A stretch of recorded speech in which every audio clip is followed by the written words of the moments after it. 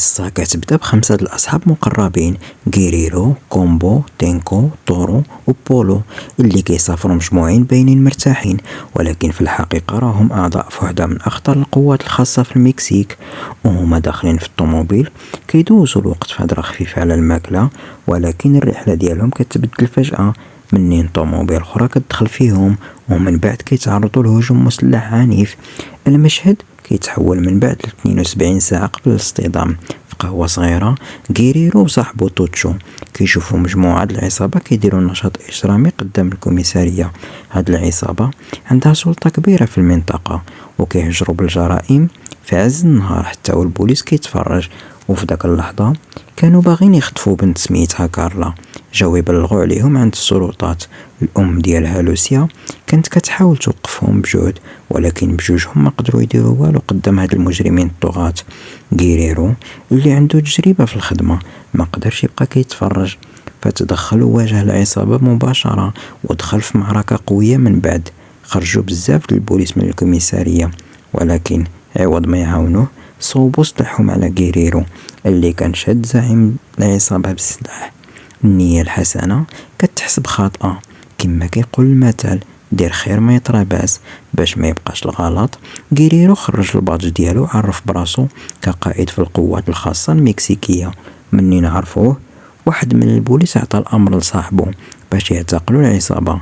ومني كان غيريرو غادي يمشي، جات عنده لوسيا وكارلا وقالوا ليه باللي جاو للكوميسارية باش يبلغوا على واحد القبر جماعي اللي لقاوه قريب. وبسبب هادشي العسكر تدخل بسرعة وصيفطوا القوات الخاصة وخبراء في الطب الشرعي باش يحققوا في البلاصة، حيث القضية خطيرة بزاف وما يمكنش يتكلوا على البوليس المحلي اللي ما يقدرش الواحد يعتمد عليهم. من وصلوا لمكان الحادث لقات الفرقة ديال التحقيق جثث ديال الجنود مدفونين بطريقة سريعة، ولكن شكون اللي دار هاد المجزرة باقي ما معروفش. وتكريما للجنود اللي ماتوا نظموا العسكر مراسم رسمية باش عائلتهم يودعوهم. وفي نفس الوقت هذا الاكتشاف الصادم ديال القبر الجماعي ولا حديث الساعة في جميع القنوات التلفزيونية في المكسيك، وكيقروا في تفاصيل هذا الحدث المحزن. الإعلام كشف من بعد أن الجنود تعذبوا وتقتلوا فاش كانوا كيحاولوا يعتقلوا باترون ديال المخدرات سميتو جوزيف أرياس. من جهة أخرى، الخصم جوزيف كان في اجتماع مع رجالو، ومنين عرف بالخطر اللي كيقرب قال لصحابو يردوا البال من غيريرو، وشدد باللي راه جندي من النخب وما خاصهمش يستهنوا به. في نفس الوقت جوزيف كان داير خطة خايبة وعطى الأمر لرجالو باش يختطفوا لوسيا وكارلا. في القاعدة العسكرية غيريرو جمع الفريق ديالو باش يديروا خطة جديدة باش يطيحوا العدو ديالهم. صحابو اللي كيتيق فيهم كومبو، تينكو، طورو وبولو كانوا معاه مستعدين ينفذوا المهمة. وحسب المعلومات اللي جمعوها، المشتبه الرئيسي في الجرائم واحد من رجال جوزيف الكبار. الفريق دار خطة يعتقلوا له هو الأول ويستعملوه طعم باش يخرجوا جوزيف ورجالو من المخابئ ديالهم.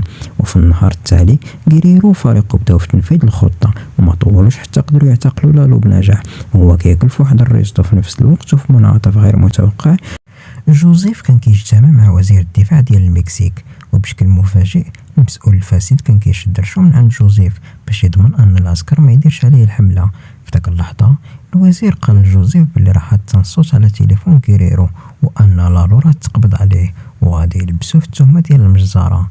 كمكافأة على اعتقال لالو، غيريرو والفريق ديالو خداو عطلة ديال 3 أيام واستغلوا الفرصة باش يرجعوا لديورهم ويتلاقاو مع الناس اللي كيبغيوهم. وقبل ما يتفرقوا تصوروا صورة جماعية كتخلد المهمة اللي داروها مجموعين، ولكن الراحة ديالهم القصيرة تقطعت فجأة بالهجوم اللي بان في بداية الفيلم. وباين أن رجال جوزيف هما اللي ورا الهجوم ناويين يصفيوها لغيريرو، ولكن حيت هما جنود نخبة غيريرو والفريق ديالو تغلبوا بسهولة على المهاجمين. فجأة كيوصل رومانو مع الدعم ديالو باش يكملوا الهجوم، ولكن مهارات القتال العالية ديال غيريرو والفريق ديالو خلاتهم يكونوا متفوقين ويقدروا يقضيو على رجال رومانو تصاب بجروح خطيرة، وحذر غيريرو باللي هو فريقه ما غاديش ينجاو حيت جوزيف ما غاديش يرحمهم وغادي يتبعهم حتى للأخير. ومنين تهزم رومانو قرر غيريرو الفريق ديالو ينسحبوا قبل ما يوصل جوزيف ورجالو. وفي طريقهم غيريرو اتصل بالقاعدة العسكرية وطلب تعزيزات وقال لهم باللي جوزيف والعصابة ديالو في المطاردة. ومن بعد بعد وقت قصير وصلوا جوزيف ورجالو لبلاصة المعركة ولقاو جثة رومانو. جوزيف تعصب بزاف وتحطم حيت كان كيشوف رومانو بحال خوه وحلف حتى ينتقم، وعطى الامر لرجالو باش يقلبوا على غيريرو، خصوصا ان المكان ديالو تم الكشف ديالو بسبب التجسس اللي دارو الوزير على التليفون ديالو. غيريرو والفريق ديالو كيحاولوا يتنقلوا وسط غابة كثيفة في طريقهم لواحد المركز امني، ولكن رجال جوزيف كانوا سبقوهم وتبعوا الحركة ديالهم وداروا عليهم كمين، واضطروا يدخلوا في مواجهة نارية مرة أخرى. وبالرغم أنهم قدروا يقضيوا على العدو، بولو وتانكو تصابوا بجروح خطيرة. بولو تصاب في كتفه اليسار وتانكو تصاب في ودنه وساقه، وبسرعة كومبو دار لهم الإسعافات الأولية. وفي بلاصة أخرى واحد من رجال جوزيف قدر ينجا ورجع عنده وقال ليه شنو وقع. جوزيف ما بانش عليه التأر، كان واثق بلي مهما حاول غيريرو وفريقو يهربوا ويتخباو عمرهم ما غادي يقدروا يفلتوا منه، حيت الوزير ديال الدفاع خائن وكيعطيه ديما خبارهم. وبلا ما يضيعوا الوقت خرجوا جوزيف ورجالو مباشرة للمكان اللي مفروض يكون فيه غيريرو، ولكن منين وصلوا ما لقاو لا غيريرو ولا الفريق ديالو، لقاو غير التليفون ديال غيريرو محطوط فوق جثث 5 من رجال جوزيف. ومنين فهم بلي تقلبات عليه الطابلة جوزيف تعصب ديال بصح. غيريرو والفريق ديالو كانوا عارفين بلي راهم مراقبين وداروا ليه فخ. في بلاصة أخرى بولو وتانكو اللي كانوا مجروحين قرروا يرتاحوا شوية، وكومبو كان كيشوف في الجروح ديالهم اللي كانت كتزاد سوء. في نفس الوقت غيريرو اللي كان خدام بتليفون رومانو تصدم من شاف فيديو كيبان فيه الوزير ديال الدفاع كيتعاون في السر مع جوزيف. ومنين عرف بلي الوضعية ديالهم ماشي في صالحهم قرر غيريرو والفريق ديالو يسربيو في طريقهم للمركز الأمني باش يطلبوا تعزيزات. وفي طريقهم تصادفوا مع دار باين بلي كتستعمل كمخبأ للمجرمين، وفي داك اللحظة كومبو اقترح يهجموا عليها حيت كانوا محتاجين بزاف المكان آمن يرتاحوا فيه، خصوصا حيت بولو تانغو كان خاصهم علاج مستعجل. بلا ما يترددوا هاجموا الدار بسرعة وقضاو على المجرمين اللي كانوا فيها، ولكن تفاجئوا منين لقاو جوج ديال الرهائن محتجزين في الدار. والمفاجأة الكبيرة هي أن الرهائن كانت هي لوسيا وكارلا، الأم والبنت اللي كانوا تخطفوا من رجال جوزيف. ومنين شافوا الحالة ديالهم غيريرو والفريق ديالو طمنوهم ووعدوهم باللي دابا راهم في الأمان. وفي نفس الوقت لقاو مخبأ ديال السلاح والقرطاس والمتفجرات مخبيين في الدار، ودابا ولا عندهم مسؤولية حماية جوج ديال المدنيين، وعرفوا بلي أي خطوة جاية خاصها تكون بحذر كبير. وبالرغم من الثقل ديال المسؤولية والمخاطرة الكبيرة اللي كتهدد حياتهم، الاستسلام ما كانش نهائيا في الخيارات ديالهم. كجنود كانوا واجدين يحاربوا بكل ما عندهم باش يكملوا المهمة ديالهم. في داك الليل جلس غيريرو مع لوسيا وكارلا وشرح لهم الواقع المر باللي جوزيف ورجالو كيطاردوهم، وعلى هذا الأساس اقترح عليهم يخرجوا بسرعة ويتوجهوا لنقطة الأمان باش يطلبوا الدعم. قبل ما يتحركوا عطاو لوسيا وكارلا صدرية ضد القرطاس ونظموا التشكيلة ديالهم باش يكونوا محميين مزيان، وحطوا المدنيين في وسط الفريق. ومنين كانوا واجدين يتحركوا خرجوا من الدار، ولكن تعرضوا لكمين مفاجئ من طرف جوزيف ورجالو. الهجوم كان عنيف ومباغت والعدد كان في صالح العدو. غيريرو والفريق ديالو لقاو راسهم في موقف خطير وما بقى عندهم ما يديروا غير يرجعوا لداخل ويدافعوا بالسلاح اللي بقى عندهم. لوسيا وكارلا ما قدروش يبقاو يشوفوا الجنود كيتقاتلوا بلا ما يديروا والو، وعرضوا المساعدة في المعركة ضد العصابة. الشجاعة ديالهم لمسات غيريرو وقرر يعلمهم كيفاش يتعاملوا مع السلاح. في نفس الوقت كومبو طلب من طانكو ياخد بلاصتو في الحراسة باش يداوي الجروح ديال بولو. برا رجال جوزيف ما وقفوش، كيطلقوا القرطاس بشكل مكثف على الدار، والفريق ديال غيريرو كان مضطر ياخد البادرة. ومنين بداو يشارجيو السلاح ديالهم غيريرو فريقو هجموا بهجوم معاكس، وبشكل مفاجئ تلقى ديال غيريرو قاس واحد من رجال جوزيف وجرحاتو.